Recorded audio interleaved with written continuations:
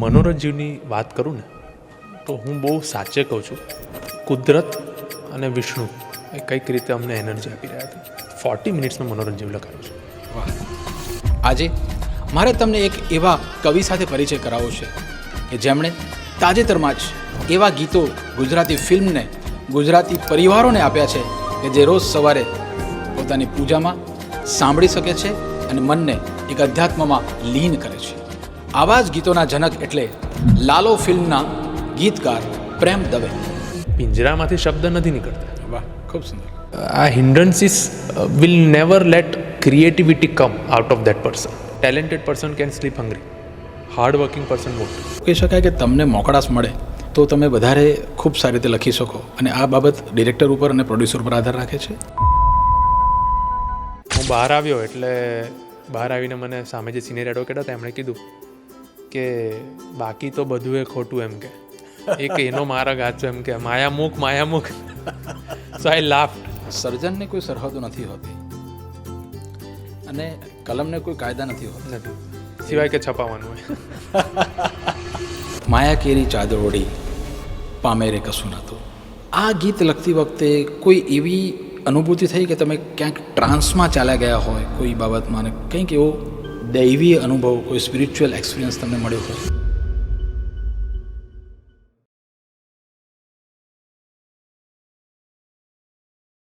નમસ્કાર. શબ્દોની પોતાની દુનિયા હોય છે. શબ્દોનો પોતાનો એક ચહેરો હોય છે, પોતાનો એક પરિચય હોય છે, અને શબ્દોનો પોતાનો એક પરિવાર પણ હોય છે. એ પરિવાર એટલે એક ગીત. જ્યારે ઘણા બધા શબ્દો એક ઓબ્જેક્ટિવ માટે જ્યારે ભેગા થતા હોય છે, એક દિશા આપવા માટે જ્યારે ભેગા થતા હોય છે, ત્યારે એનો એક પરિવાર બને છે, અને આ પરિવાર એટલે જ ગીત. અને આ પરિવારમાં જ્યારે સૂર અને સ્વર ભળે છે ત્યારે આ ગીત કર્ણપ્રિય બને છે.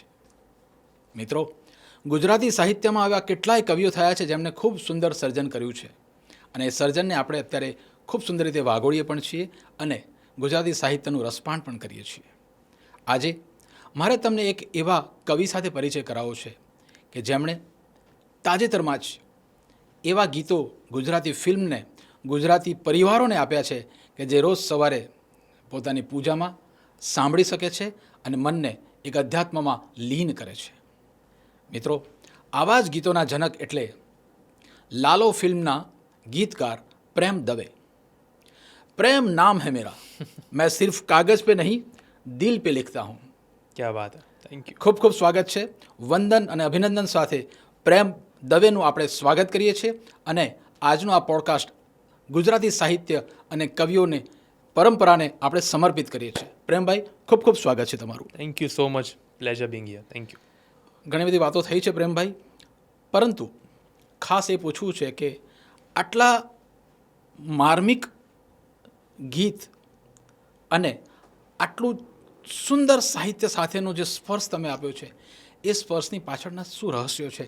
આજે અમારે એ ઊંડાણમાં આપવું છે, કારણ કે આ પોડકાસ્ટનું નામ છે ડીપ ડાઈવ. ચાલો આપણે કંઈક એવી ડૂબકી મારીએ આજના પોડકાસ્ટમાં કે જ્યાંથી આપણને સુંદર મજાના શબ્દોના મોતી મળે. પ્રેમભાઈ, અપ ટુ યુ.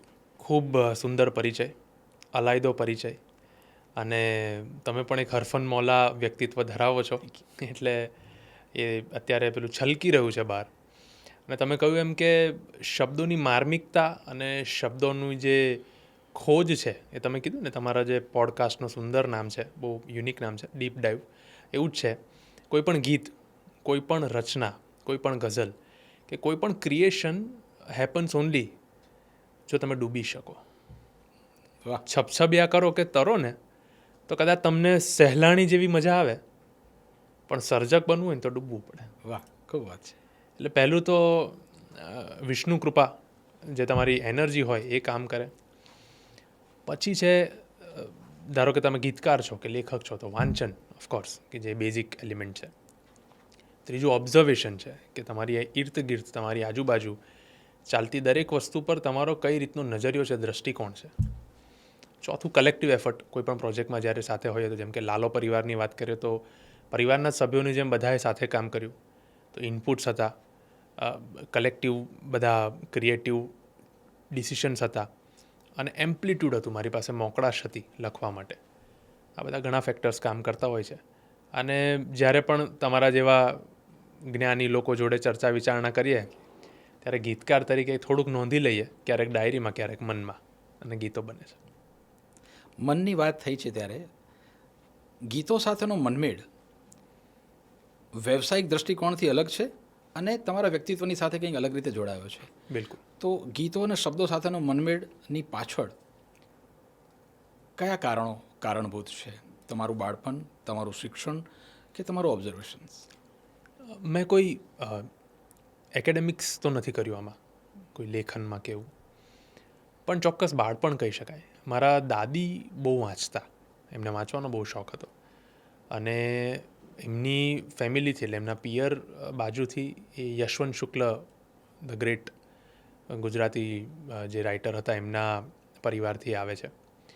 તો કદાચ એમને વાંચવાનો શોખ એમને ગળથૂથીમાં હશે, મારું ઓબ્ઝર્વેશન હશે. નાનપણથી મને બધી વાર્તાઓ વાંચવાનું ગમતું, કોઈક લેખ વાંચવાના ગમતા, ઝગમગ કરીને એક આવૃત્તિ આવતી એ ગમતું, કિડ્સ વર્લ્ડ ખૂબ સરસ, નાનું આવવાનું ગમતું, એ બધું નાનપણમાં ગમતું. અને ગીત, હું એવું માનું છું કે નેચરલી મને એવું હતું કે હું સંગીત વગર અધૂરો છું. મારી આજુબાજુ જો મ્યુઝિક હોય, કંઈક તાલ હોય, કોઈ લય હોય, કોઈ કર્ણપ્રિય શબ્દો કશેકથી સાંભળવા મળતા હોય તો મને બહુ મજા આવે. અને it has bin natural force મારી અત્યાર સુધીની જર્નીમાં. તો એ તો હતું જ. આ બે ભેગા થયા અને પછી ગીતકાર તરીકેની મારી જર્ની શરૂ થઈ. પણ કારણ ચોક્કસ મારું બાળપણ કહી શકાય. એટલે બાળપણની વાર્તાઓનો અને દાદા અને દાદીની જે અભિવ્યક્તિ છે એ અભિવ્યક્તિનો ક્યાંક ને ક્યાંક ખજાનો તમારા હૃદયમાં ધરબાયેલો છે એવું કહી શકાય. બિલકુલ, બિલકુલ. અને એ સબકોન્શિયસલી જ મને પેલું કહેવાય ને કે એલિમેન્ટ બિહાઇન્ડ ધ કર્ટેન એ રહ્યું છે. કારણ કે તમે નાનપણમાં જોયું હોય ને એ વસ્તુ સબકોન્શિયસલી તમને કંઈક ને કંઈક રીતે મદદરૂપ થાય અથવા હાનિ પહોંચાડે. આ બે જ થઈ શકે. પેલું હિટલરને ધારો કે પેઇન્ટર બનવા દીધો હોત તો બીજી શ્રેણીમાં મૂકતે આપણે, છેલ્લી શ્રેણીમાં. પણ પેલું એ મોકળાશ ના મળી અને કંઈક અલગ રીતે એમનું બાળપણ ગયું. તો એટલે એક ગીતકાર તરીકે અભિવ્યક્તિની મોકળાશ એ પણ તમારા માટે બહુ જ મહત્ત્વનો પાયો છે કે ક્યાંક તમને બંધનમાં લખવું અને મોકળાશમાં લખવું એ બંનેમાં તફાવત છે. એટલે એવું કહી શકાય કે તમને મોકળાશ મળે તો તમે વધારે ખૂબ સારી રીતે લખી શકો, અને આ બાબત ડિરેક્ટર ઉપર અને પ્રોડ્યુસર ઉપર આધાર રાખે છે. એબ્સોલ્યુટલી. લાલો ફિલ્મમાં લખવાની મજા કારણ કે ખુલ્લું મેદાન હતું. આજે હું એક વસ્તુ કહું કે તમે ડૉક્ટર પાસે જાઓ, તમે ડૉક્ટરને કહો કે મને પેટમાં દુખે છે, પછી બી તમે ડૉક્ટરને અડધો કલાક કહો કે આ દવા લઉં, આ પેલું કરું તો આવું થાય છે, પેલું આવું કરું, તો ડૉક્ટર શું કરશે? He will prescribe. એને મગજમારીમાં નહીં પડવું તો, અથવા તમને સમજાવશે, અથવા એવું કહે છે કે ભાઈ મારી પાસે નહીં. એવું દરેક ક્રિએટિવ વ્યક્તિનું છે. તમે એમની પાસે જાઓ કે તમે એમને એવું કહો કે આ કંઈક લખવાનું છે, હવે તમે એવું બાંધી દો. ધારો કે તમે ટેકનિકલ આસ્પેક્ટ્સ કહેતા હો, is a different thing. Metre છે, કમ્પોઝિશન છે, સબ્જેક્ટ મેટર છે, થીમ છે, પણ પછી દરેક ડગલે ને પગલે તમે બાંધતા જાઓ ને તો શબ્દ તો ના આવે ને. પિંજરામાંથી શબ્દ નથી નીકળતા. વાહ, ખૂબ સુંદર. એ તો ખુલ્લું મેદાન હોય, એમાં મીડોઝ હોય કે માઉન્ટેન હોય, એ નસીબની વાત છે. બહુ સાચી વાત છે. પણ એ વ્યક્તિને શિખર પર જવા માટે છે ને ખુલ્લું મેદાન જોઈએ. વચ્ચે બ્લોક જેટલા હોય, અવરોધ જેટલા હોય, આ hindrances will never let creativity come out of that person. અને મારા માટે તો બહુ જ અઘરું છે. જો તમે મને ખૂબ પેલું એક કહેવાય ને કોકૂન આપી દો, આઈ કાન્ટ રાઇટ. મને એ સ્પેસ જોઈએ, મને એ સમજણ જોઈએ સામેવાળામાં કે મને સમજી શકે હું કહેવા શું માગું છું. પછી છે ક્રિએટિવ ડિફરન્સીસ હોય, એક્સપિરિયન્સ હોય એમનો, એમણે સબ્જેક્ટ મેટરને સૌથી વધારે એ ઊંડાણમાં ગયા હોય, એટલે આ નહીં ને આ ઇઝ અ ડિફરન્ટ થિંગ. પણ પેલું આ નહીં પછી બી મને લખવાની મોકળાશ હોવી જોઈએ. Perfect. This is how I believe process. Lalo તમારી પ્રથમ ફિલ્મ હતી એવું કહી શકાય? બિલકુલ, મારી ફિલ્મ પહેલી. અને આ પ્રથમ ફિલ્મમાં આ કક્ષાનું સ્તર તમે જે આપ્યું છે ગુજરાતી ફિલ્મ ઉદ્યોગને, એ ખરેખર એક પ્રશંસનીય છે. Thank you. પરંતુ એમાં એક ખાસ વાત મારે જાણવી છે કે તમે હમણાં જ વાત કરી કે કર્ટેન અને કોકોન. તો કોકોનમાં જ પતંગિયાના રંગો સર્જાતા હોય છે. બિલકુલ. અને જો એ સમય દરમિયાન કોકોનની અંદર જ્યારે પતંગિયું ઈયળમાંથી પતંગિયું બનતું હોય છે તો એના રંગો ખૂબ જ નિખરતા હોય છે. તો આ પ્રકૃતિની પણ આ ભાષા છે અને આપણી પણ છે. બિલકુલ. બાળકોને આપણી પોતાની જાતને પણ આપણે ઘણીવાર નિયમોના બંધારણમાં રાખતા હોઈએ છીએ. તો શું સર્જન કળામાં નિયમોના બંધારણો ખરેખર ઓબ્સ્ટેકલ સાબિત થતા હોય છે? ના, મારું કહેવું છે તાલીમ અને કોકૂન બહુ સારી વાત છે. ઓકે, એ શ્રેણી પર પહોંચવું પગલાં ભરી રહ્યા છે અને કોકૂન બહુ સારી વાત છે. Cocoon in terms of self discipline excellent, perfect. એનાથી પણ ઉત્તમ વાત છે. એની માટેનું પ્રોફેશનલિઝમ, ડેડિકેશન, વાંચન, કે એવું સમજવું કે ભાઈ એક માણસ બહુ મોટો પ્રોજેક્ટ લઈને બેઠો છે. You are not there to just waste his or her time. અને ઓન ધી અધર હેન્ડ તમારે પણ તમારી પ્રતિભા ત્યાં જ બતાવવાની છે. એ કોકૂન એક અલગ વસ્તુ છે. મારું કહેવું છે કે તમે બનાવેલું કોકૂન પતંગિયું બન્યા પછી, અથવા પતંગિયાએ પાંખો લઈ લીધી છે અને એને ઉડવું છે, અને પછી કહો કે ના જેમાં હતો ને કેટરપિલર ફોર્મમાં એમાં જ રહેવાનું, તો ના ઉડી શકે. That is what I meant. તમારે પતંગિયું બનવા માટે, એટલે કે કંઈક સર્જક બનવા માટેની પોતાની તો રોજ જ કોકૂનમાં રહેવાનું છે. If I don't read, if I don't observe, if I don't work accordingly or in time or in frame, subject to જે પણ પ્રોજેક્ટ હોય, અને હું એની એ જે સબ્જેક્ટ મેટર છે એનાથી પણ ખૂબ દૂર જતો રહું, તો સર્જન નથી થવાનું. એ કદાચ મને ગમે, મારા કોઈ પ્રિયજનને ગમે, પણ એ ફિલ્મનો ભાગ નહીં બને, મોર પર્ટિક્યુલરલી. Very good.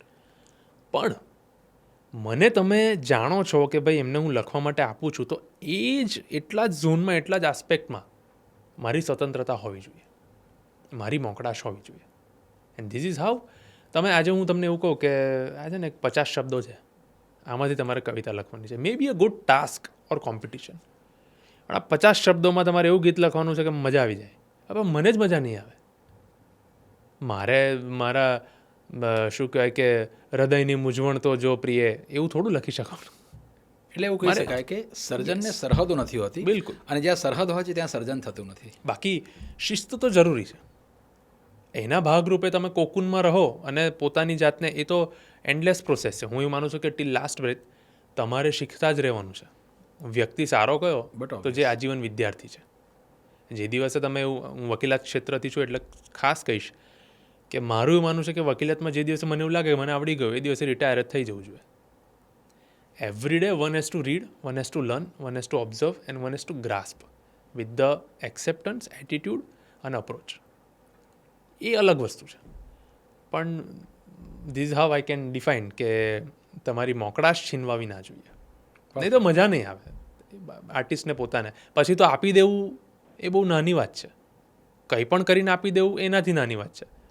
પણ કંઈક પોતાને સેટિસ્ફેક્શન થાય કે અમે પીરસ્યું.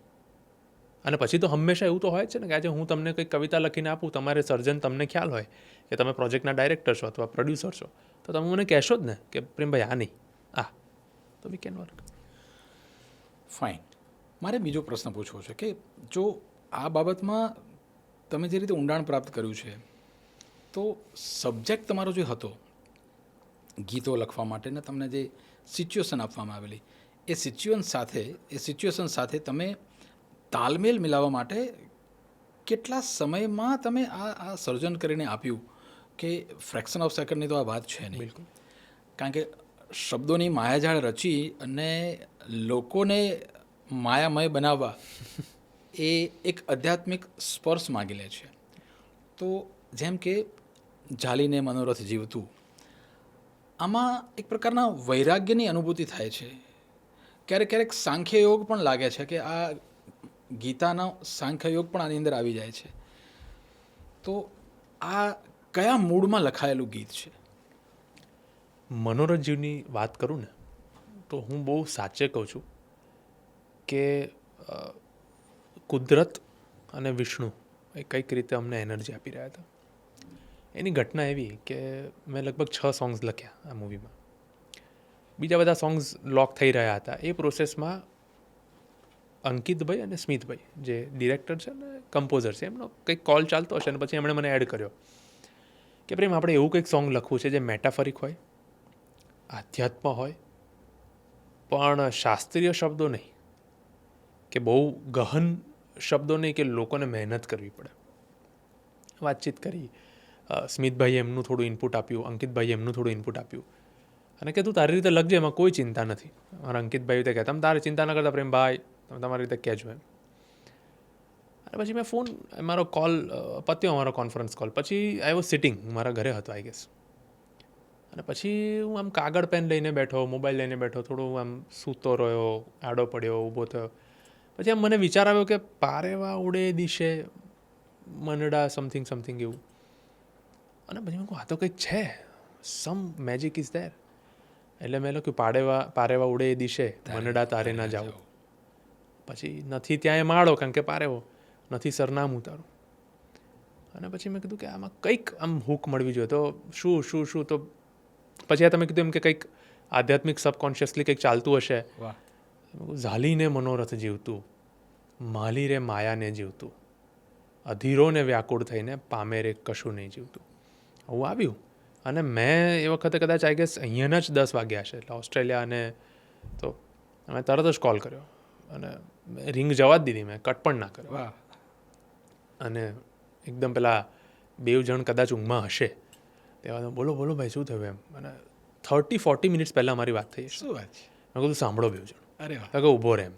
2 મિનિટમાં મેં સંભળાવ્યું. મેં ઝાલીને મનોરથ જીવતું, અને મરમર બી કર્યું કે જેવું મને આવડ્યું એવું ગાઈને. એ વખતે તો ટ્યુન હજુ એ નથી થઈ, કારણ કે આ એક જ સોંગ છે આ મૂવીમાં, કે પહેલાં શબ્દ લખાય પછી સ્મિતભાઈએ કમ્પોઝિશન કર્યું. એટલે જેવું આવડ્યું એવું ગાયું. અને 2 જણ કે આ તો અદ્ભુત છે ભાઈ, આ તો લોક છે. અને અંકિતભાઈ એમની સ્ટાઇલમાં કીધું આમાં કાંઈ ઘટે નહીં, આમાં કાંઈ કરવાનું નહીં ભાઈ, ડોક. સ્મિતભાઈ બી કીધું લોક. અને 40 મિનિટ્સમાં મનોરંજન જેવું લખાયું છે. વાહ. અને પછી એક માઇનર જે પેલું તળપદા શબ્દ ને એનું હતું, એ સિવાય તો ઇટ વોઝ ડન. એક ગીત છે સુંદર, જેમાં રોમાન્સ પણ છે, પ્રેમ પણ છે અને વિરહ પણ છે. તો પ્રેમ અને વિરહનું આ જે સંયોજન છે, તમે આ ગીતમાં જે કર્યું છે, એ ગીત તમારા શબ્દો તમારા કંઠે જ સાંભળવું છે અને તમારે જ એને એક્સપ્લેન કરવાનું છે કે આ જ ફિલ્મમાં પ્રેમ અને વિરહ બંને એક સાથે એક સરખી ફિલિંગ છે. ડિરેક્શન શું હશે આની પાછળ મને ખબર નથી, પણ તમે એને પકડવું, સિચ્યુએશનને પકડવી અને પછી ડિલિવર કરવું, કારણ કે શબ્દો બહુ કઠિન હોય છે અંદરથી સ્ફૂર્ણા થવી, અને એ પ્રક્રિયામાં હું પસાર થયેલો છું, એટલે મને ખ્યાલ છે. પ્લીઝ મને જરા આમાં માળે મને લઈ જાની કદાચ તમે વાત કરો. બહુ હૃદયથી નજીક છે. માળે મને લઈ જાની થોડીક તમને એની આઈડિયા આપું. માળે મને લઈ જામાં સ્મિતભાઈ વોઝ ક્લિયર કે કંઈક આપણે માળો અને એવું કંઈક એવી જગ્યા બતાવી છે કે જ્યાં પોઝિટિવ હોય, મેટાફોરિક. સબ્જેક્ટ મેટર બતાવી દેતે તો એ પેલું કહેવાય ને, to revealing is never a good thing. Scene પણ કંઈક ચાલી રહ્યો છે ને એને તમે ભણાવી ના શકો. તમારે સીન ચાલી રહ્યો છે, સાથે કંઈક આને અલગ રીતે દર્શાવવાનું છે મેટાફોરિકમાં. તો હી વોઝ ક્લિયર. તો એમાંથી આમ કરતાં એવું થયું કે જગથી દૂર, એટલે જે આવી રીતે છે કે જગથી દૂર ને ક્યાં મનને મળે જ્યાં હાશ, એવા માળે મને લઈ જા, એવા માળે મને લઈ જા. પછી એને અમે આગળ બિલ્ડ કરતા હતા ત્યારે ફિમેલ અને એડ્યુએટ છે, તમને ખ્યાલ છે. તો એ સિચ્યુએશન એવી છે કે પેલો વ્યક્તિ સામાજિક દૂષણોના ટ્રેપમાં છે. પરફેક્ટ. પણ actually is a good human being as per story. એ એક સંગતમાં કે એક જીવનના એવા આવેશોમાં જે આપણે generally we are advise not to, પણ ઘણીવાર પેલું નહીં, પગ લપસી જાય. પણ એની પ્રિયતામાં કેટલી સરસ સપોર્ટ છે.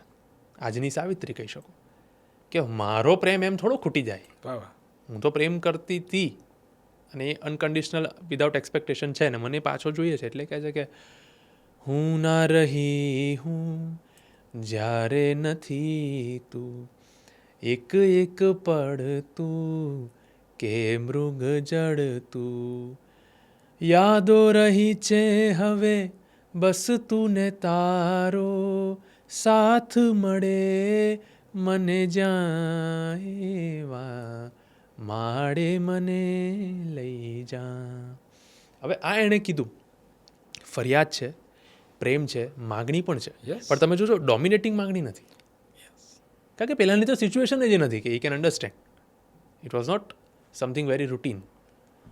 એટલે પેલો કહે છે કે વાત છુપી જે આજે કહી દઉં, મન નહીં માને આ મનને મનાવું, કે મારે આવવું છે પાછા પણ મન માનતું નથી અને મનને મનાવું છું. એટલે પેલી કહે છે કે મનને મનાવી લે મારું જીવન તું, તારો થઈને હું પગલા ભરું છું. તારો થઈ, આઈ મિસ્ડ વન લાઈન, તારો થઈને પગલા ભરું છું.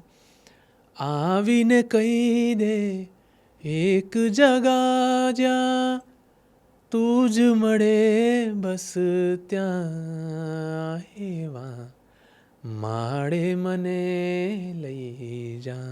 આની ટ્યુન પહેલાં મળી કે શબ્દ? આની ટ્યુન. આની ટ્યુન.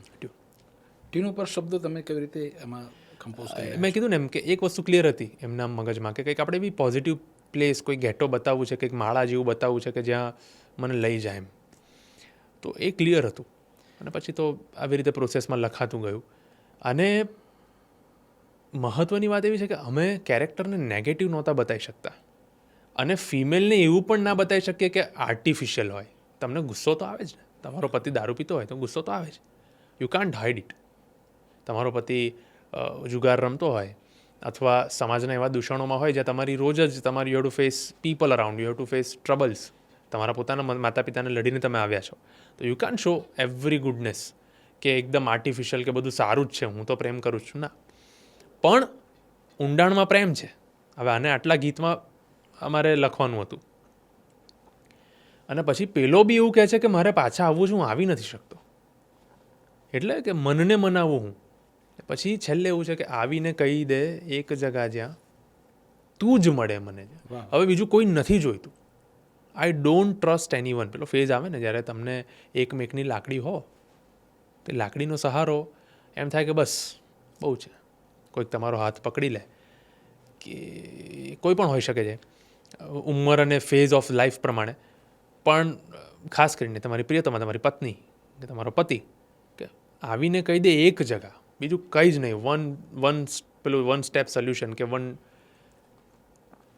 કે તું જ મળે છે અને એવા માડે મને લઈ જા. એટલે એ હાશ જોઈતી હતી. તમે એટ ધી એન્ડ કેવું છે ખબર કમલેશભાઈ, પ્રેમની હું તમને 2 મિનિટ લઉં ને, તો મારી દૃષ્ટિએ પ્રેમ ઇઝ સૌથી પહેલાં સમજણ, પછી સન્માન. મને કોઈક એવું કહે ને કે what do you mean by the best marriage life, અથવા 4 એવા તત્વો, તો હું એવું કહું કે understanding, good understanding, better understanding અને બેસ્ટ અન્ડરસ્ટેન્ડિંગ. આના સિવાય મેરેજ કંઈ નથી. વાહ, સુંદર. એને વિઝનરી વેમાં જુઓ તો, એને એકચ્યુઅલ વેમાં જુઓ તો. બાકી તો નરસિંહ મહેતાએ કીધું છે બ્રહ્મ લટકા કરે બ્રહ્મ પાસે, એ અલગ વસ્તુ છે. પણ એના સિવાય શું? અને આમાં એક જે છેલ્લી કડી છે એ અમારે હવે એવું જોઈતું હતું કે કંઈક અપાર્ટ ફ્રોમ સોંગ, મને બહુ ગમે છે આખું સબ્જેક્ટ મેટર ને કીર્તિદાનભાઈનું મેજિકલ વોઇસ ગજબ છે. એ રૂવાડા ઊભા કરી એવી લાઈન છે, ભૂખ. હા, એટલે એ મને એટલું બધું મજા આવી લખવાની, મારી આંખમાં પાણી હતા એ લખ્યા પછી. કારણ કે I was introduce with the subject matter. હું થોડોક એમાં એના જનરલી ફિલ્મ્સમાં હવે એવું થાય કે એ પહેલી ફિલ્મ હતી ત્યારે વધારે, હજુ બી બધી ફિલ્મથી, પણ હવે એવું થાય કે ભાઈ હું એકદમ ફેમિલિયર થઈ જઈશ તો બીજી બાજુ બીજો પ્રોજેક્ટ પણ છે. પણ ત્યારે તો એકાકાર હતા અમે સૌ ફિલ્મ સાથે. મારો તો હજુ બી એવો સ્વભાવ છે કે કોઈ બી સ્ક્રિપ્ટ હોય તો હું એકાકાર થઈ જાઉં છું. થવું જોઈએ તો જ આ મૂલ્યવાન મોતી તો જ મળતા હોય, બાકી નથી મળતા. બિલકુલ છે. ભૂખ ભયંકર, આ ભયંકર શબ્દ અને ભૂખ સાથે તમે આને કેવી રીતે એકાત્મકતાના ભાવ તરીકે તમે જુઓ છો? એક તરફ પ્રેમની વાત છે, ફરિયાદની વાત છે, વિરહની પણ વેદના છે, અને છેલ્લી લાઈનમાં તમે જ્યારે ભૂખ ભયંકરની વાત કરો છો તો મારે ખરેખર આ ગીતનો એક્સરે કરવા માટે જ આપણે અહીંયા ભેગા થયા છીએ અને મારે એક્સરે કરવો જ રહ્યો. MRI બિલકુલ, MRI ટેસ્ટ કરવાનો છે. આ ગીત થયું, લોક થઈ ગયું, ગમ્યું બધાને, ક્રિએટિવ જે પણ હેડ્સ હતા બધાને ગમ્યું. અને એક છેલ્લું લખવું હતું 2 કડી, અને એવું નક્કી હતું કે કદાચ આપણે આને કીર્તિદાનભાઈ પાસે ગવડાવીશું. તો મેં કીધું શું લખવું, હવે એની તો કોઈ ટ્યુન હોય નહીં, એ તો જે એનું પદ્ધતિસર છે એ જ છે. તો મારી પાસે ફરીથી બધા પ્રકારની મોકળાશ હતી. મેં વિચાર કર્યો કે આ કેરેક્ટર પોઝિટિવ કેરેક્ટર છે, at the end the hero. Yes. ભગવાન બી મદદ કરવા સુપાત્રને જ આવે, કુપાત્રને નથી આવતા. તો મને એવું થયું કે હું એવું શું લખું કે જે દરેક વ્યક્તિ સાથે સંલગ્ન થાય, પણ છતાં it is still a metaphor, a pure metaphor. Perfect. એટલે એમણે જે રીતે ગાયું છે કે આથમ તો પોઢન તો સૂરજ હું, મારી સવાર સવાર છે ક્યાં, છે ભયંકર ભયંકર ભૂખ દરિયાની, સાંજ પડીને મારે જવું ક્યાં. હવે ઇમેજિન કરો, તમે જ્યારે સનસેટ જોવા જાઓ ને, તો જોઈને અલગ રીતે અલગ ડાયનેમિક્સથી જુઓ ને, તો દરિયો એટલો વિશાળ, આખી સૃષ્ટિને ઉર્જા આપનારો સૂર્ય એની સામે આટલો થઈ જાય. અને દરિયો વિશાળ એટલો ભૂખો હોય, તપેલો હોય, એને ખાતો હોય ને એવું લાગે. વાહ, શું અદ્ભુત કલ્પના છે. વાહ. એટલે કે આથમ તો પોઢન તો સૂરજ હું, કેરેક્ટર કહે છે કરણભાઈનું, મારી સવાર છે ક્યાં, મારી સવાર સવાર છે ક્યાં, મારે જવું છે, I want to be a morning sun, I want to wake up, પણ મારી સવાર સવાર છે ક્યાં. અને છે ભયંકર ભયંકર ભૂખ દરિયાની. આ દરિયો એટલે દૂષણો કે જે એવા આવેશ આવેગ કે જે પણ સામાજિક એ ટ્રેપમાં હતો, ચોરી લઈ લો, ગમે તે લઈ લો, વ્યસન લઈ લો, તો છે ભયંકર. આ બધું બહુ ભયંકર છે. તમે એકવાર પડી ગયા એટલે પડી ગયા, પછી પાછા આવતા વર્ષો થાય કે સમય અથવા ના પણ હોય. તો છે ભયંકર ભયંકર ભૂખ દરિયાની. અને આ તો સાંજ પડી છે, એટલે અત્યારે દરિયો ચાર્જમાં છે, સવાર છે જ. મને ખાઈ જશે, મારે જવું ક્યાં. એટલે આથમ તો પોઢન તો સૂરજ હું, મારી સવાર સવાર છે ક્યાં. આ 2 વાર એટલે ખાસ કરીને લીધું હતું બિલકુલ. લિરિકલી, કે એ માગે છે. અને છે ભયંકર ભયંકર ભૂખ દરિયાની, કે મારા જે 2 સવારું માગું છું એની સામે ભયંકર ભૂખ એટલી જ છે. એ પણ 2 વાર છે. અને સાંજ પડી, મારે જવું ક્યાં. આ ગીતમાં મને શૈલેન્દ્રની જે વિચારધારા છે ને, એ મને અહીંયા ક્યાંક રિફ્લેક્ટ થતી લાગે છે. ઓહરે તાર મિલે નદી અરે કે જલ મેં. મારું ફેવરિટ સોંગ છે. બાકી આઈ લવ દેટ અને સોંગ. એ જે સાંખ્ય યોગ છે ને, અને એ જે સ્પર્શ આપે છે શબ્દોને, જે સિલેક્શન છે, નદી મિલે સાગર મેં, સાગર મિલે કોણ સે જલ મેં, કોઈ જાને ના. એમાં બી છે सूरज को धरती तरसे धरती को चंद्रमा, पानी में सीप जैसी प्यासी हर आत्मा. શું લખે છે એમ. અને મારું all time favourite song. Gujarati કે આપણા ભારતીય ફિલ્મોની સૌથી મહત્ત્વની જો કોઈ વિશેષતા હોય ને, તો એ છે અભિવ્યક્તિ ગજબની હોય છે. વેસ્ટર્ન ફિલ્મોમાં કદાચ તમને ટેકનોલોજી ભવ્ય લાગતી હશે, પણ એમાં તમને ક્યાંય અભિવ્યક્તિનો કે ફિલિંગ્સનો, ઇમોશન્સનો કોઈ સ્પર્શ તમને નહીં દેખાય. એટલો સ્પર્શ આપણને અહીંયા ઇમોશન્સ પણ આપે છે ને, ઇમોશનને અભિવ્યક્ત કરવાની શબ્દોની જે મેં શરૂઆતમાં જ વાત કરી કે શબ્દોની જે પરિભાષાથી જે પરિવાર બને છે, અને એ પરિવારનું જે ગીત બને છે, એ ગીત માત્ર ને માત્ર આપણે ભારતીય સંસ્કૃતિમાં જ દેખાય. બાકી બીજા ફિલ્મોમાં હું કંઈ બહુ જોતો નથી, કારણ કે એમાં ગીતો હશે, ના નથી, પણ અભિવ્યક્તિનો જે સ્પર્શ છે ને, એ સ્પર્શ નથી હોતો. ગીતોની વાત કરીએ તો આપણે જો એને કન્સર્ન કરીએ ગીતોને, તો હોલિવૂડમાં તો હવે it has been a system since decades કે ગીત હોતા જ નથી. એક સાઉન્ડ ટ્રેક હોય છેલ્લે, ઓરિજિનલ આલ્બમ તરીકે રિલીઝ કરવું હોય તો કરે. આ તો સબ્જેક્ટિવ છે, રસનો વિષય. પણ હું એવું માનું છું કે ક્રાફ્ટ છે ને, એને બોર્ડર્સ નથી. ઓબ્વિયસ, સરહદો નથી હોતી. સત્યજીત રે એ જે સિનેમા કર્યું, કે બોલિવૂડમાં જોઈએ તો શ્યામ બેનેગલ કે વિમલ રોય, ઋષિકેશ મુખર્જી, અને પછી શોમેન સુભાષ ઘાઈ, બધાએ અલગ અલગ કર્યું. You can pick and choose. મને સત્યજીત રે ગમે, તમને કદાચ બિલકુલ ગમે, ત્રીજા વ્યક્તિ ન ગમે. મને ગુરુદત્ત વધારે ગમે. Gurudutt, right, mind blowing. What a maker. હવે વિજય આનંદે ગાઈડ બનાવી. તમે ડિરેક્શન પોઈન્ટ ઓફ વ્યૂથી એવું મૂવી તો બતાવો એ સમયનું, કોઈ નહીં બતાવી શકો. સહેજ પણ નહીં. દિલીપ કુમાર જ્યારે એક્ટિંગમાં હતા, મને ગમે એના માટે કે એક તો આખી અલગ છબી, મેથડ એક્ટિંગ, બિલકુલ. અનટ્રેન્ડ એક્ટર, કહી શકાય. અને એ પછી ચોઇસ. 60 વર્ષના કરિયરમાં 65 ફિલ્મ્સ, 8 ફિલ્મફેર એવોર્ડ્સ. એ વ્યક્તિને બતાવે છે કે એને આત્મવિશ્વાસ હતો. બીજું કુનેહને બધું તો કેવું છે, મારું માનવું છે કે talented person can sleep hungry, hard working person won't. But obvious છે. તો એ તો તમારું હાર્ડવર્ક તમે કરો, ઇનપુટ આપો અને તમે સમય પર ત્યાં હો. પણ ચોઇસ કે હું ક્રાફ્ટ પર કઈ રીતે કામ કરીશ અને કયા ક્રાફ્ટ પર કામ કરીશ. એમને જો ટ્રેજેડી કિંગ હતે તો વર્ષની 3 ફિલ્મ મળતે, અને અત્યાર સુધીમાં કદાચ 200 ફિલ્મ કરી હતી. પણ અલગ અલગ સબ્જેક્ટ, ગંગા જમના, કોહિનૂર, રામલખન, મધુમતી, રામ ઓર શ્યામ. રામો શ્યામ, સોરી, અને એમનું મુગલે આઝમ, શક્તિ, સોદાગર, મશાલ. કેવું અલગ અલગ સ્ક્રિપ્ટ્સ લેવી, અલગ અલગ તમારે એમાં ચૂઝ કરવાનું. વિધાતા કદાચ ભૂલી જવાય. સરસ સરસ સિનેમા. મને તો અનફોર્ચ્યુનેટલી બધી ફિલ્મ્સ બધાની મેં નથી જોઈ, પણ મને આજે બી કોઈ કહે કે તમને ઓલ્ડ એક્ટર્સમાં તો Sanjeev Kumar, even Vishwajeet, Balraj Sahni, what kind of actors they were. બિલકુલ. દે હેડ, હું એવું કહીશ એક એક્સટેન્ટ પર કે courage to work differently in commercial cinema. Parallel cinema માટે બધા હતા. બિલકુલ. ઓમપુરી, નસીરુદ્દીન શાહ, એ પછીથી જે ત્યાર આવ્યા. પછી આવે એ they are kind of character artist. પણ એ પહેલાં કમર્શિયલ સિનેમા પણ આવા એક્ટર થયા. તમે સંજીવ કુમાર, નેવર બીટ. એટલે ઇરફાન. હમણાં જ આપણે વાત કરી. સો આ બધી લેગસીસ એના માટે નથી કે એમને રેપ્લિકેટ કરો. એના માટે છે કે you can be revolutionary, you can work on your craft.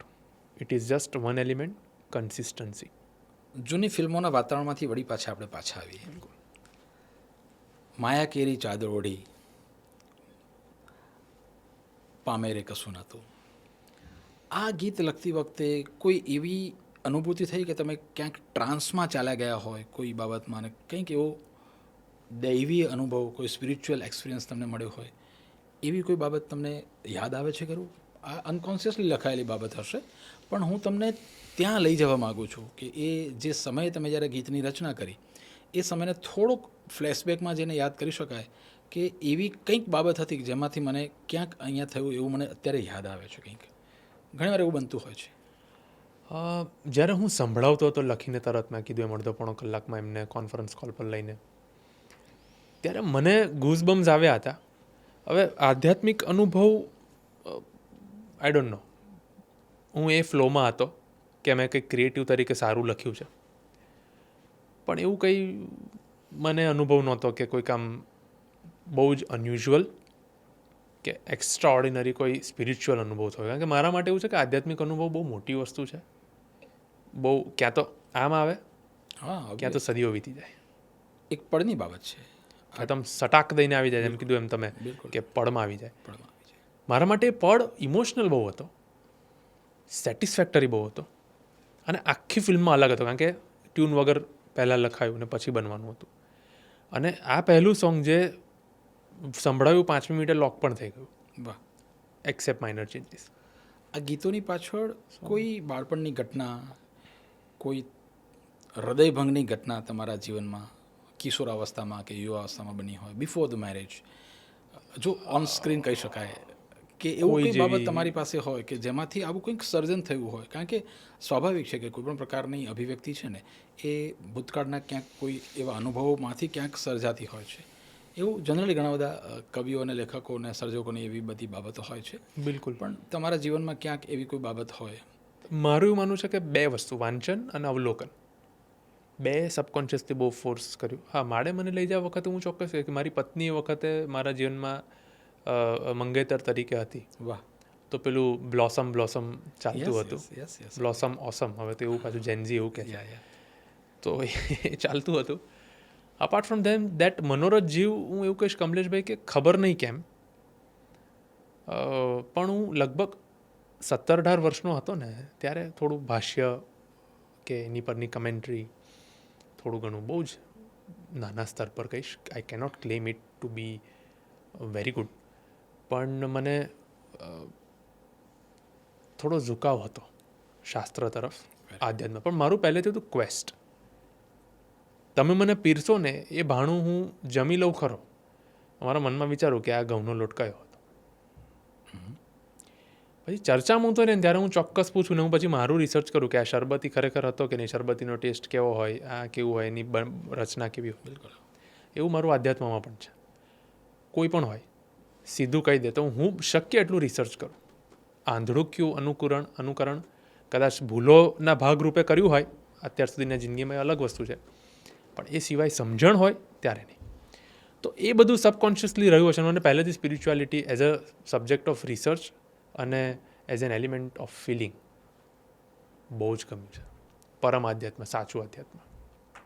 હું આધ્યાત્મ અને ભક્તિને બી હંમેશા અલગ તારવા માગું છું. બેઉ જ્ઞાનના માર્ગ છે. ભક્તિથી બી જ્ઞાન પર ગયા છે લોકોને, આધ્યાત્મથી બી ગયા છે, પણ મારા માટે બેઉ અલગ વસ્તુ છે. સમજો તમે. તો એ કદાચ સબકોન્શિયસલી કામ કર્યું હોય. બાકી હૃદય પેલું કોઈ પ્રેમભંગ કે એવું કોઈ બહુ વકીલાતના પ્રોફેશનમાં આવવાનું હતું એટલે પ્રેક્ટિકલ તો પહેલેથી હતા. અને જ્યાં આવો અધ્યાત્મ હોય કે જ્યાં nothing is permanent, yes, change is constant, અને તમે અહીંયા એક ટાસ્ક સાથે આવ્યા છો as a solve, A subconsciously હોય, કોઈ સિદ્ધિ કે જ્ઞાન નહીં, પછી તો ક્યાં આવી વાત આવે છે. વાત વકીલાતની નીકળી છે તો ફરી એક પાછું મારે જાણવું છે કે કલમ એક છે જે કલમથી તમે હૃદયની અભિવ્યક્તિ કરો છો, એ જ કલમથી તમે કાયદાની અભિવ્યક્તિ પણ કરો છો. તો આ સંતુલન કેવી રીતે જાળવી રાખો છો? મારા માટે એવું છે કે આ બેઉ ફિલ્ડ એકબીજાની પૂરક છે. વકીલાત છે ને મને જરૂરી ડિસિપ્લિન શીખવાડે છે, વાંચન માટેનું પુશ કરે છે, અને કંઈક નવું અપડેટેડ રહેવું એ ક્ષેત્રની વાત છે, અને સતત આન્સરેબલ રહેવું એ શીખવાડે છે. અને કલા છે ને એ આત્મવિશ્વાસ વધારે છે કે પોતાના થોટને just because somebody has not utilized કે not argued in the court, or એ રીતે કેનવાસ નથી કર્યું, અથવા એ લો પોઈન્ટ અથવા એનું ઇન્ટરપ્રિટેશન આવી રીતે નથી કર્યું એટલે તમે ન જ કરી શકો એવું નથી. અમારામાં great teachers of law has always been telling કે હંમેશા કોઈ ઓથોરિટીને જ અનુરૂપ ગણીને તમે આર્ગ્યુ કરશો તો નવી ઓથોરિટી નહીં બને, નવો કાયદો નહીં બને, નવું લેન્ડમાર્ક જજમેન્ટ નહીં આવે. Sometimes you have to do your research, you have to push boundaries, you have to break boundaries, decorum, dignity, law point, logical અને રિઝનેબલ, ઓફકોર્સ એનાથી ઉપર કશું જ નહીં. પણ કલા જગતમાં એ આત્મવિશ્વાસ આવ્યા કરે કે કંઈક નવું કરવું છે, કંઈક ફોર્સ સાથે કામ કરવું છે. અને આઈ ડોન્ટ નો, પણ મારી સાથે એવું થાય છે કે હું જ્યારે પણ કંઈ લખતો હોઉં ને, તો તમે બી લેખક છો, તો એવું મને થાય કે આપણે કોઈ ગરીબને જોઈએ ને તો આપણને બેવ રીતના, હવે કોમેડી લખતો તો અલગ રીતની બરાબર, રીલ મીમ, આ લખતો હોઉં કંઈક ઇમોશનલ તો અલગ રીતનું, આધ્યાત્મિક લખતો હોઉં તો અલગ રીતનું. એવું જ મારી બ્રીફ મારી પાસે મારા ટેબલ પર પડી હોય ને, કોઈ લેન્ડ મેટર્સ હોય, કોઈ હાર્ડકોર ક્રિમિનલ કેસ હોય, I have to defend someone, તો એ સિચ્યુએશનમાં હું જઈ શકું. હવે એક જ લાઈન હોય કે પેલો મને આવું બોલ્યો, પણ અહીંયા આપણે પેલું ઓબ્ઝર્વેશન કર્યું હોય ને તો એ ત્યાં કામ લાગે. એક રીતે કે સબ્જેક્ટ એમાં લિમિટેશન્સ હોય મારી, પણ ત્યાં એવી રીતે કામ લાગે કે હું આવું બી વિચારું, આનું એક ડાયનેમિક્સ આવું પણ હોય ને, તો ધપ લઈને એવું કહો કે ભાઈ તમે ખોટા છો, અહીંયા આવી રીતે નહીં થાય, વી હેવ ટુ વેઇટ. એટલે વિચારવાની એક, તો મારા માટે એવું છે કે બેઉ વસ્તુ એકબીજાનું ઓક્સિજન છે. બહુ સરસ. કે વકીલાત, supplement is a correct word, right. તો બેઉ મને મેનેજ કરે છે, હું બેઉને મેનેજ નહીં કરતો. હવે આપણે કોર્ટ સુધી પહોંચી ગયા છીએ, તો એવું બન્યું કે આ ફિલ્મના ગીતો આટલા લોકપ્રિય બન્યા, ખૂબ જ માઇલસ્ટોન્સ એચીવ થયા પછી તમારા વર્તુળમાં કે તમારા જજે ક્યાંય કંઈક કમેન્ટ કરી હોય કે એમનો તમારા માટેનો પરસેપ્શન, દૃષ્ટિકોણ બદલાયો હોય, અને ક્યારેક એવું પણ બને કે આ વકીલાતની પ્રેક્ટિસ દરમિયાન કોર્ટરૂમમાં ક્યાંક કોઈ નાની મોટી સુંદર એક પ્રશંસનીય મજાક પણ થઈ હોય, એવું કંઈક એવી બાબત ધ્યાનમાં આવે છે? દૃષ્ટિકોણ તો ના બદલાય, બહુ જ સાચી વાત છે અચ્છા. અને બહુ ખરી વાત કરું છું. અપ્રિશિએશન ચોક્કસ, આઉટ ઓફ કોર્ટ, હા, આઉટ ઓફ કોર્સ. ચેમ્બરમાં બિલકુલ. કોઈ પ્રસંગોપાત મળ્યા હોય તો, અને ખૂબ એપ્રિશિએશન. શું વાત છે. ઘણા ઓફિસર્સ કે ઘણા સિનિયર એડવોકેટ્સ કે ઘણા are fan of this lyrics or songs or એનું જે તમે કહો છો એમ દિવસ દરમિયાન એમના ગાડીમાં ગીતમાં વાગે, એસ્પેશિયલી મને મળવા આવે, મારા સિનિયર હોય, હું ઊભો થઈને એમનું અભિવાદન ઝીલું અને મને ખૂબ બ્લેસિંગ્સ આપે ને સાથે મને એમની પ્લેલિસ્ટ બતાવે કે જો. અરે વાહ. અને many of them have called there children, કે એમના વાઈફને કે એમના હસબન્ડને કે આ એમની સાથે વાત કરો ને, he is your fan or she is your fan. મને પહેલો અનુભવ બતાવો કે તમારું નામ પ્રેમ દવે વકીલ તરીકે તો છે જ, પણ લાલોના ગીતકાર તરીકે જ્યારે રિલીઝ થયું ત્યારે એવો કંઈ ઘટના કરી કે અરે તમે જ પ્રેમ દવે, એમ એવું કંઈ બાબત આવી હોય હા, તો એવો એક્સાઇટેડ, સુપર એક્સાઇટેડ કંઈક એવો અનુભવ હોય તમારી પાસે? એકચ્યુઅલી હું એક બ્રીફ અહીંયા મારી ચાલતી હતી અને એમાં સિનિયર એડવોકેટ્સ સામે હતા. અમે આ પક્ષે આઈ હેડ અપોઇન્ટેડ સમ સિનિયર એડવોકેટ્સ અને બહુ આમ મેટર મજા આવતી હતી લો પોઈન્ટ પર, અને વી વર આર્ગ્યુઇંગ. તો એ બ્રીફ અમારા ફેવરમાં ઇન્ટ્રીમ રિલીફ મળી એટલે એ બ્રીફ લઈને હું પાછો વળતો હતો અને કોર્ટની બહાર નીકળ્યો એટલે બહુ સિનિયર એડવોકેટ છે એમણે મને એવું કહ્યું કે અરે આ એમ કે લાલોમાં તું છે. મેં કીધું કે સર મારી મજાક કરવાની આદત. મેં sir on a lighter note. તો કે હા બોલ. હું સાહેબ લાલોમાં હું નથી પણ લાલો ટીમ સાથે જોડાયેલો લિરિસિસ્ટ છું. તો એમણે કીધું કે હા યાર મેં જોયું અને પ્રેમ ડી દવે લખેલું હતું એટલે મારી વાઈફને કીધું કે આ છોકરો તો એમ કે મને બ્રીફ કરવા આવે છે, વકીલ છે, પણ એ તો ના હોય એમ કે. પછી એમ કે ફેસબુક પર કંઈક તારી ફરતી ત્યાં ઇન્ટરવ્યૂ આપેલું હતું કે રીલ હતી કે પેલું હવે તો નહીં પ્રીમિયરમાં પેલું મીડિયા પેજીસ કેપ્ચર કરે છે. તો એમ કે જોયું તો મને હા આ તો પ્રેમ જ છે એમ કે મારી વાઈફને તરત કીધું અને પછી he hugged me. Generally it doesn't happen in court, હા, બિલકુલ. Out of court, even in the lobby. એ પછી એમણે નહીં તો એ દિવસે જેટલા લોકો મળ્યા અને અમે સાથે હતા, વી વર હેવિંગ કોફી. ત્યાંથી વાયરલ થયું. હા, એમણે બધાને કીધું અને ટુ માય સરપ્રાઇઝ બધા જ મનોરજ જીવના ફેન હતા. શું વાત છે. અને એટલે આમ બહુ મજા આવી કે જે લોકો મને એક સ્ટુડિયસ લોયર કે એક સારા બ્રીફિંગ લોયર તરીકે હંમેશા પ્રેઝ કરતા હતા, એ વખાણ હવે બે રીતના થયા, બેવ, કે હી ઇઝ ડુઈંગ ગુડ. અને પણ તમને એક મજાની વાત કહું, એક ઓરિજિનલ કમ્પ્લેનન્ટ તરફે I was appearing in a matter. So bona fide દર્શાવવાની વાત હતી કે ભાઈ તમે કંઈક આમના રૂપિયાનું કરો રિકવરીને એના માટે. એટલે મેં આઈ વોઝ આર્ગ્યુઇંગ હાર્શ કે your lordships may appreciate, he is duped આટલા બધા પૈસા અને માણસ ક્યાં જાય અને day in and day out this happening, એ બધું અમારી આર્ગ્યુમેન્ટ ચાલતી હતી. અને હું બહાર આવ્યો એટલે બહાર આવીને મને સામે જે સિનિયર એડવોકેટ હતા એમણે કીધું કે બાકી તો બધું એ ખોટું એમ કે એક એનો મારા ગાચો એમ કે માયામુખ. સો આઈ લાફ્ટ. હું સાહેબ કેવી વાત કરો અરે તો એમ કે હું તો એમ કે આવતા વખતે આર્ગ્યુ કરવાનો છું કે લોર્ડશિપ્સને અપ્રિશિએટ એણે આવું લખ્યું છે એમ કે નાઉ હી ઇઝ ડિફરિંગ. આવી માયા થોડી પૈસા ભૂલી જાય એમ કે આવું ઓન અ લાઇટર નોટ. પછી તો we ended up winning that matter અને બધું થઈ ગયું સેટલમેન્ટ. પણ આવા કિસ્સા બહુ મજા આવે એમ. કોઈક મને એવું હસતા કહે કે અલા કયા માળે જવું છે એમ કે તારી વાઈફને ખબર છે ને? મેં કહું વાઈફ જોડે જ જવું છે. This happen. Very good, very good. તો આ સંતુલનની વાત થઈ, કવિતા અને કાયદાના સંતુલનની વાત. તમને સૌથી વધારે જેમાંથી પ્રેરણા મળી હોય એવા કોઈ લેખક, એવા કોઈ કવિ ગુજરાતી સાહિત્યમાં કે જેને તમે બાળપણમાં વાંચ્યા હોય ને એનું ક્યાંક ને ક્યાંક રિફ્લેક્શન તમને આમાં કામ લાગતું હોય, એમના વિચારોનું, એમના સર્જનનું, અને એ અનુભવો કે એ જે સ્પંદનો છે એ સ્પંદનો તમે આમાં ક્યાંક વણી લીધા હોય, કોઈ એવી બાબત? કીપિંગ અસાઇડ ફેવરિટિઝમ, મારા માટે ફેવરિટિઝમ બહુ ફેક વર્ડ છે. હું ફેવરિટિઝમમાં નથી માનતો, કારણ કે so many people have contributed so much in respective fields. એક ફેઝ એવો હોય જીવનનો જ્યારે તમને મરીઝ ગમે, શૂન્ય પાલનપુરી ગમે, સૈફ પાલનપુરી ગમે. એક ફેઝ એવો હોય જ્યારે તમને નારાયણ સામી ગમે, તમને બીજા એવા કક્ષાના લેખક ગમે, તમને નાઝીર દેખાઈયા ગમે. એક સમય એવો હોય જ્યારે તમને ભગવતી કુમાર શર્મા ગમે તો સુરત રહેતા હો તો. અને પણ અત્યારે જે મને યસ નર્મદ અત્યારે મને આમ નામ યાદ આવે તો મને નાનપણમાં જ્યોતિન્દ્ર દવેને અમે બધા બહુ ગમી હતી. હાસ્ય લેખક બહુ મજા આવી. તારક મહેતાની એક્શન રિપ્લે સુંદર. ચંદ્રકાંત બક્ષી ઓલ ટાઈમ ફેવરિટ. પછી રમેશ પારેખ, સુરેશ દલાલ, મરીઝ, સૌમ્ય જોશી, બિલકુલ. આ બધા લેખકો કે કવિ એમ રચનાકાર જે બી કોઈ ગમે, તો મે બી સબકોન્શિયસલી કંઈક થોડું વાંચવા મળ્યું હોય તો કશે છણાવટ હોય તો મને ખ્યાલ નથી, પણ મને આ બધા રાઇટર્સ બહુ ગમે. પેલું મને ઇવન વર્ષા અડાલજા, ઓહો, કુંદનિકા કાપડિયા, કાપડિયા, 7 પગલાં આકાશમાં. હા, કેવું સુંદર. વિચાર કરો એટલે કેટલું સરસ એ લોકોએ ઇવન તમને કહું તો હું નાનો હતો ત્યારે I was a fan of this novels, પણ હું ગુજરાતી મીડિયમમાં નિહાયતી ગુજરાતી મીડિયમમાં ભણતો હતો વિથ પ્રાઉડ, એટલે ઇંગ્લિશ નોવેલ્સ આપણે ભૂલી જ જવાય. ઓર્બિટ્સથી બહાર જ હતું, એમ એ ઉપગ્રહ હતો.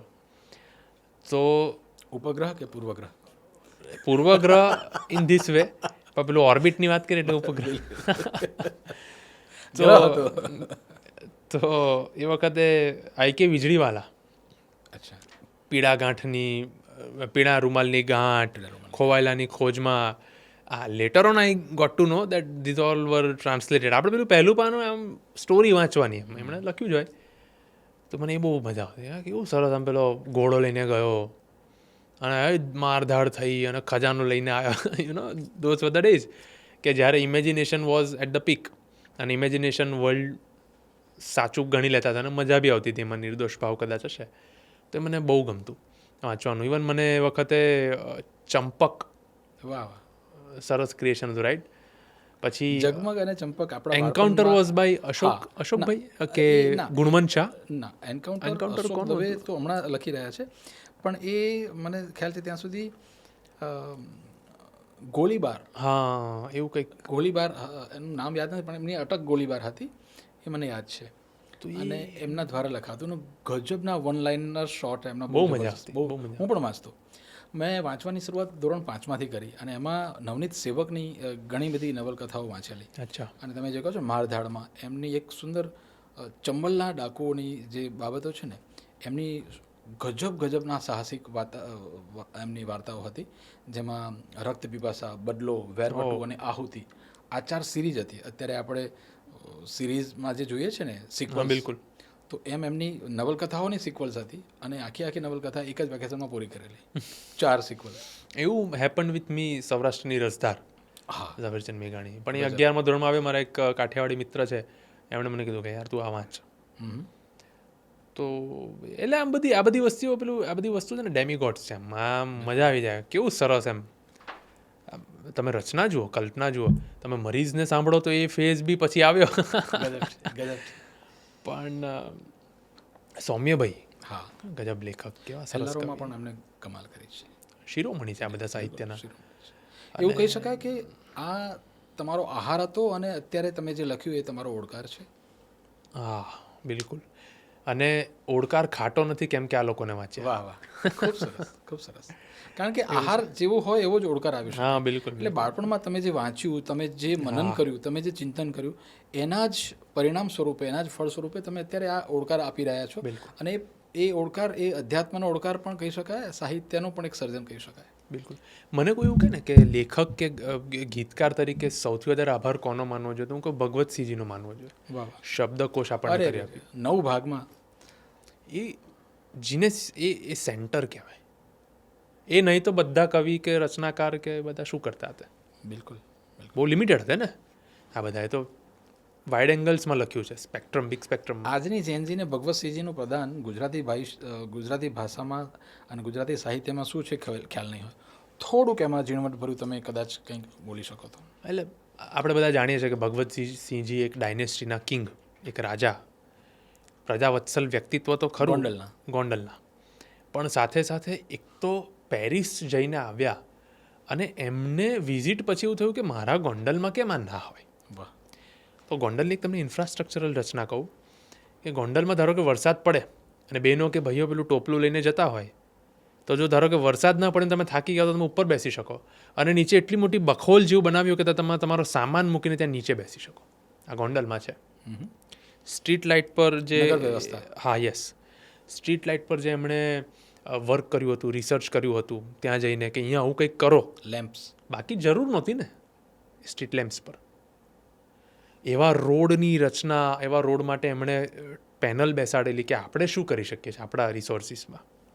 અને સાથે શબ્દકોશ કે એકત્ર કરવું ગુજરાતી સાહિત્યના શબ્દોને, એની માટે પેનલ બેસાડવી, ટીમ બેસાડવી, સારા સારા દિગ્ગજો રાખવા, એમને બોલાવવા, એક સૂત્ર કરવા અને પછીનું પ્રકાશન.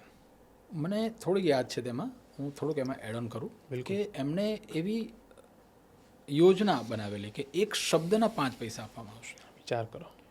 અને તમે ઝૂંપડામાં રહેતા હો કે ક્યાંય પણ રહેતા હો, તમે શબ્દ અને એનો અર્થ લઈને આવો, અહીંયા અમારી જે પેનલ છે પેનલમાં સબમિટ કરો અને 5 પૈસા લેખે તમે લઈને જાઓ. તો એના કારણે રોજગારી પણ સર્જાય, એટલું જ નહીં, લોકોને ગુજરાતી ભાષા પ્રત્યેનો જે જોડાણ છે ને એ જોડાણ બધું મજબૂત થયું કે આપણી ગુજરાતી ભાષા, અને એ સમયે ગુજરાતી ભાષા લગભગ હું માનું ત્યાં સુધી દેવનાગરીની જેમ કદાચ ઉપર માથે લીટીની સાથે લખાતી લિપિ હતી અલગ, પણ એમાં પણ નવ ગ્રંથનો એક જબરદસ્ત મોટો શબ્દકોશ આપવો, અને મેં વાંચેલા છે અને મેં એને જ્યારે પણ જોઈએ ત્યારે આમ ચરણ સ્પર્શ કરવાની ઈચ્છા થાય એટલું હૃદયસ્પર્શી આ શબ્દકોશ લખાયો છે. હું એને ગીતા જેટલી જ વેલ્યુ આપું. બિલકુલ બિલકુલ.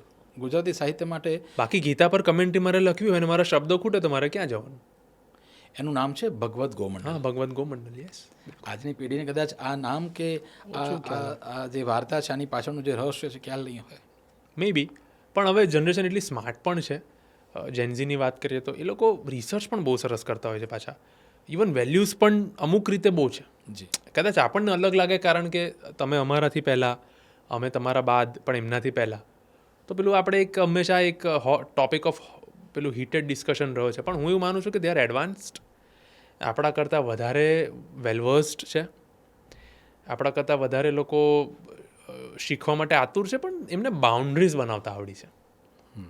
આપણે ક્યાં તો શિસ્તના ભાગરૂપે, ક્યાં તો ના નથી ટુ પ્લીઝ એવરીવન, ક્યાં તો કાયરતાના ભાગરૂપે, ક્યાં તો કોઈક અન્ય કારણોસર કે પોતાના આત્મસાધ માટે આપણે બાઉન્ડ્રીઝને પુશ કરવામાં માનતા હતા અને ઓબિડિયન્ટ બનવામાં માનતા હતા. એ લોકોનું એવું છે કે ભાઈ અમારી આ બાઉન્ડ્રીઝ નક્કી છે, અમે તમને નહીં હેરાન કરીએ, તમે અમને અમુક તત્વોને તો બાદ જ કરો. એ તો હવે દરેક જનરેશનમાં આપણામાં. પણ હવે તમે જેમ ભગવદ્ ગોમંડલની વાત કરી, તો એમને રસનો વિષય હોય ને તો તમારા મારા કરતાં જલ્દી સારું, ઓથેન્ટિક અને વિધાઉટ એની વોઇસ વાંચી લેશે. Perfect. And they will not boast about their things. પણ એ લોકોની બાઉન્ડ્રી છે કે હું 10 થી 6 કામ કરીશ, તો હું 10 થી 6 કામ કરીશ. આપણે એવું હતું કે હું 10 થી 8 બી કામ કરીશ, સાહેબનું કામ પતે ને, અથવા 2 પૈસા વધારે મળે ને, અથવા સાહેબ કાઢી ના મૂકે ને. હા, આ બધી વસ્તુઓ હતી, બહુ બધા ફેક્ટર્સ કામ કરે. એ લોકોને એવું છે કે ભાઈ જે થયું હું 10 થી 6 કામ કરીશ, રિટર્ન શું છે. બિલકુલ બિલકુલ. તો આને બે રીતે જોઈ શકાય. સાહિત્યની વાત થઈ, વકીલાતની પણ વાત થઈ, અને ભગવદ્ ગોમંડલની પણ, અને જેનજીની પણ થઈ. જેનજીની પણ થઈ. એટલે એક સુંદર મજાના પ્રવાહથી શૃંગ અને આવર્તનમાંથી જઈ રહ્યા છીએ. એક બાબત મારે પૂછવી ઘટે અત્યારે કે સુંદર અધ્યાત્મમાં તમે આ સર્જન કર્યા પછી આવા જ પ્રકારના પ્રોજેક્ટ્સને તમે વધારે પ્રાધાન્ય આપશો, પ્રાથમિકતા આપશો, કે બીજા કોઈ પ્રકારના પ્રોજેક્ટ્સમાં તમને રસ ખરો, કે અત્યારે કોઈ બીજા પ્રોજેક્ટ્સ અમારા હાથમાં આવી રહ્યા છે? અત્યારે હું 3-4 ફિલ્મ્સ કરી રહ્યો છું. બહુ જ ફોર્ચ્યુનેટ છું. એક તો એ 4 અલગ સબ્જેક્ટ છે, અને લાલોના સબ્જેક્ટ મેટરથી 3 એટલે 4માંથી એક કદાચ થોડો નજીક હોય, આઈ ડોન્ટ નો, પણ બીજા 3 સબ્જેક્ટ તો ટોટલી ડિફરન્ટ છે. અને I wanted that. I literally parade for that. હા, કે મને ટ્રેપમાં નથી ફસાવવું, ક્રિએટિવ પોથહોલ્સમાં મને નથી ફસાવવું. Same stereotype I did not want to be. મેં હમણાં એક ફીચર ફિલ્મ માટે લખ્યું, બહુ સરસ યંગ છોકરાઓ કરી રહ્યા છે કંઈક ઇન્સ્ટિટ્યૂટના, અને દે અપ્રોચ્ડ મી કે સર તમે જ લખો. અને મેં કીધું ભાઈ આપણે ભાઈબંધો જ છીએ, લખીએ. તો એમને એવું હતું કે પેલું એ લોકોની ઇન્સ્ટિટ્યૂટના ભાગરૂપે એક ફિલ્મ બનતી હોય છે, નાની કંઈક ફીચર ફિલ્મ. બહુ સરસ સબ્જેક્ટ છે, ટોટલી ડિફરન્ટ સબ્જેક્ટ. લખવાની મજા આવી, એ લોકો ખૂબ ખુશ થઈ ગયા. રેકોર્ડિંગ પ્રોસેસમાં એવું હશે. બીજા 2-3 સબ્જેક્ટ જે અત્યારે રિવીલ નથી કરી શકતો, પણ ટોટલી ડિફરન્ટ. તો મને તો જો ચોઈસ હોય ને, હવે 5મું ફિલ્મ આવે ને, તો હું ટ્રાય કરીશ કે કંઈક આનાથી નવું હોય, સાઈફાઈ હોય, થ્રિલર હોય, હોરર હોય, કંઈક ભગવદ્ ગોમંડલને ખોલીએ પાછા. મને એવું લાગે છે કે જેમ સર્જનને કોઈ સરહદો નથી હોતી અને કલમને કોઈ કાયદા નથી હોતા, તો સિવાય કે છપાવવાનું હોય. હા, એટલે અભિવ્યક્તિની આઝાદીના પરિપ્રેક્ષમાં અને એની છત્રછાયામાં લોકો ઘણું બધું બિલકુલ બિલકુલ અલગ પ્રકારનું ક્રિટિસિઝમ પણ કરી શકો. કરી શકાય છે, પરંતુ એ એન્ટી નેશનલ ન હોવું જોઈએ. બરાબર છે. પણ એમાં ખૂબ સુંદર રીતે તમે આ જગ્યા બનાવી છે, એના માટે ખૂબ ખૂબ અભિનંદન. Thank you. નવા પ્રોજેક્ટ્સ માટે પણ. Thank you. અને ગીત, સંગીત, સર્જનને જેમ સરહદો નથી હોતી એ જ રીતે સર્જકને સંતોષ પણ નથી હોતો. હા, બિલકુલ. તો હજુ તો તમારી શરૂઆત છે, એટલે આ મારે ખાસ પૂછવું જોઈએ કે એવા કેવા પ્રોજેક્ટ્સ તમારી પાસે આવવા જોઈએ કે હોવા જોઈએ કે જ્યાં તમને મોકળાશની વાત કરવી, મોકળાશ પણ આવે અને સંતોષ પણ ભરપૂર મળી શકે, એવી કોઈ બાબત હોવી જોઈએ. સંતોષ તો મારી બાય પ્રોડક્ટ હોવી જોઈએ. ઓબ્વિયસ. કે મેં જેના માટે મને નિમણૂક કરી છે, અપ્રોચ કર્યો છે, એ શબ્દશ પાર પાડ્યું. એ મારા એન્ડની વાત છે કે મને સંતોષ થવો જોઈએ. પણ પછી આમાં હું એવું માનું છું કે મને સંતોષ થઈ ગયો કે મેં બહુ સારું લખી દીધું. પેલું સચિન તેંડુલકર જેવું છે કે 100 સેન્ચુરી પછી બી મને સંતોષ નથી, ભૂખ છે. પણ જે પ્રોજેક્ટની તમે વાત કરીને તો મને બસ એવું છે કે all kind of possible projects, script, screen play કે લિરિક્સ હું લખી શકું. All possible across. કે જે નવ રસ છે એ તો ખરા જ, કોઈ ફ્યુઝન પણ ખરા, પણ એટલા સ્તર સુધી આપણે સિનેમાને લઈ જઈએ સૌ, કે ઇન્ડસ્ટ્રીને લઈ જઈએ કે દરેક પ્રકારના શબ્દ પણ લખી શકાય. એક જ પેલા ટાઈપકાસ્ટ ગીતો નહીં. લાલોમાં ફોર્ચ્યુનેટલી 6 ગીત લખ્યા. 6 different genre, different aspect, different line of action અને ડિફરન્ટ વર્ડ ફ્રેમ પર હતા. પણ ફિલ્મમાં જે રીતે એ અપિયર થાય છે ને, લાગતું નથી કે આપણે અલગ પ્રકારનું ગીત સાંભળી રહ્યા છીએ. બિલકુલ. એની સાથે એટલું સુંદર રીતે મર્જ થઈ ગયું છે. એક ક્રિએશન ઓફ મ્યુઝિક છે. મ્યુઝિક એટલું સુંદર રીતે મેલ્ટ થઈ ગયું છે કે તમને કયા ઝોનરામાં લઈ જાય છે ખ્યાલ આવતું જ નથી. બિલકુલ. એમાં પણ જુનાગઢનું આખું જે બેકગ્રાઉન્ડ છે એની સાથે દ્વારિકા ક્યાં મર્જ થઈ જાય છે, અને એમાં વળી પાછું આ જીવનની જે સંઘર્ષ છે એ પણ વણી લેવાયો છે. બિલકુલ બિલકુલ. અને આ વાર્તાનો જે મર્મ છે ને, એ મર્મને તમે જે પકડો છો ને, એ ખરેખર પ્રશંસનીય છે. થેન્ક યુ સો અને મચ. એટલા માટે જ આપણે અહીંયા એક collective effort. Yes collective effort તો ખરા જ, પણ સાથે સાથે ક્યાંક ને ક્યાંક બિહાઇન્ડ ધ કર્ટેન તમારું યોગદાનને તો ભૂલી શકાય એમ છે જ નહીં. Thank you. બરાબર. અને તમે જે કહો છો કે it's a collective effort, it's a kind of modesty, તમારી નમ્રતાને આ માટે અભિનંદન આપીએ છીએ. એક બીજો પ્રશ્ન મનમાં આમ. બિલકુલ બિલકુલ. મન મેં લડ્ડુ ફૂટા ટાઈપ. ક્યાં વાત. તમે આકાશની પણ વાત કરી છે, ભયંકર ભૂખ દરિયાની પણ વાત કરી છે. તો સર્જક તરીકે તમને આકાશમાં ઉડવું ગમે કે દરિયામાં મરજીવા બનીને ડૂબકી મારવું ગમે? ડૂબકી મારવું ગમે, પણ હું બહુ સારો તરવૈયો નથી, એટલે પછી બીજે દિવસે પેપરમાં જ આવે. આજે તો ડૂબકી મારી જ છે આપણે આ સબ્જેક્ટમાં, આજે ડૂબકી મારી છે. આમાં તમે કેવું કે કારણ કે આપણું નામ જ છે ડીપ ડાઈવ. તમે દોરી પકડી રાખી છે, ડૂબવા નથી દેતા. સરસ. ઊંડાણમાં જઈશું પણ તમે આમ કરશો એટલે આઈ કેન કમ બેક. બંને પક્ષે કવિઓ ભેગા થયા છે. હા. અને બેઉ બાજુ, અને તમે તો અનુભવી લેખક અને કવિ છો. આઈ મસ્ટ એપ્રિશિએટ અને learn from you and I do the નીડફુલ. પણ એ સિવાય તમે ખેંચવા માટે છે ને, તમારે સપોર્ટ કરવા માટે આપણે સુંદર મજાની ટીમ છે જી, જે આપણને અહીંયા સાર્થક કરી રહ્યા છે. પણ મને કવિ તરીકે કે લેખક તરીકે કે વ્યક્તિ તરીકે મને નેચર બહુ જ ગમે. You take me to mountains, you take me to river, to sea, water sports કે એ બધાને બાદ કરતાં એક ક્યારેક મૂડનો વિષય છે. પણ મને આમ બહુ જ ગમે ફોરેસ્ટ. અને ફોર્ચ્યુનેટલી મારી વાઈફને પણ એવું જ છે. શું વાત છે. શી લવ્સ નેચર. અમે લોકો ફરવા જઈએ તો વિલ ફાઇન્ડ કે રિમોટ એરિયામાં રિસોર્ટ કયો છે, ફોરેસ્ટની વચ્ચે રિસોર્ટ કયો છે. આવો અમારે ત્યાં. હા, અરે બિલકુલ લઈ જઈશું. ચોક્કસ. અને ફોર્ચ્યુનેટલી આપણે ભેગા થયા છે તો એ કરીશું જ. માઉન્ટેન્સ બહુ જ ગમે. હું એટલો સાહસિક નથી ઇન ટર્મ્સ ઓફ પેલું એડવેન્ચરસ નથી. એમ ગમે ત્યાં કૂદી પડું કે પેલું બંજી જમ્પિંગ ફટાક લઈને કરી લોકો કે ધક્કો મારવો પડે. બિલકુલ. પણ યસ નેચર મારી ફેવરિટ જગ્યા ઋષિકેશ છે. ઓહો, હું આટલા સિટીઝ ફર્યો ને. પુરાની ઝાડીમાં એક આશ્રમ છે, મને બહુ ગમે. ગ્રીનરી છે ત્યાં, ગલીઓ છે, નીક જતી હોય, પેલું અલગ અલગ જાતનું તમને. મને યાદ છે કે તમે જે આ બાબતની જે ચર્ચા કરો છો ને એમાં યાદ છે કે જ્યારે અંજાન એમના ગીતો લખે છે ને તો એ હંમેશા પોતાનું જે બેકગ્રાઉન્ડ છે ને એ બેકગ્રાઉન્ડને ધ્યાનમાં રાખીને જ એમણે ગીતો લખ્યા છે. ભંગ કા રંગ જમા હો ચકાચક, બિલકુલ. અને એમાં પણ એમને બનારસની જે ફ્લેવર મૂકી છે એ ફ્લેવર બહુ અદ્ભુત મૂકી છે. બિલકુલ. તો ઓબ્વિયસલી કોઈ પણ સર્જકે હંમેશા પોતાના સર્જનની આસપાસ ગૂંથાવવું જરૂરી છે અને ડૂબકી લગાવવી પણ એટલી જ મહત્વની છે. અને હું એવું કહું છું કે ના કરે ને તો બી રિફ્લેક્ટ થાય છે. It is હ્યુમનલી impossible. 1 2 3 4 પ્રોજેક્ટ સુધી તમે એવું કરી શકો કે you can give in layers. પણ તમને કોઈ ઇન્ટ્રોસ્પેક્ટ કરે ને, તમને કોઈ અંદર તમારામાં ઊંડો ઉતરીને તમારી પર રિસર્ચ કરે ને તો એવું ખબર પડી જાય કે પ્રેમનું સ્પેક્ટ્રમ કયું હતું. બિલકુલ. આજે તમે કોઈ પણ સારા લેખક હોય કે તમે પિયુષ મિશ્રા છે તો તમે સોંગ સાંભળો તો ખબર આ પિયુષ મિશ્રાનું હોવું જોઈએ. બિલકુલ બિલકુલ બિલકુલ. તમે ગુલઝાર તો તમને એવું થાય. જાવેદ અખ્તર તો અમુક વર્ડ્સ દ્વારા કે અમુક એમની જે થોટ છે વિચારધારા દ્વારા તમને એવું થાય કે જેમ કે મેં તમને પકડ્યા કે કદાચ તમારામાં મને શૈલેન્દ્રની એક છબી દેખાય છે. તો એ અભ્યાસુ જીવને જ ખ્યાલ આવે કે આ ક્યાંથી ક્યાં કેવી રીતે આ લખાય છે ને શું અહીંયા અંતસ્ફૂર્ણ થાય છે અને ક્યાં કઈ પ્રેરણા થાય છે, એ ખૂબ મહત્વનું છે. સ્વાનંદ કિરકિરે, તમને ખબર પડી જાય કે આ એમની રચના છે. ખૂબ સરસ.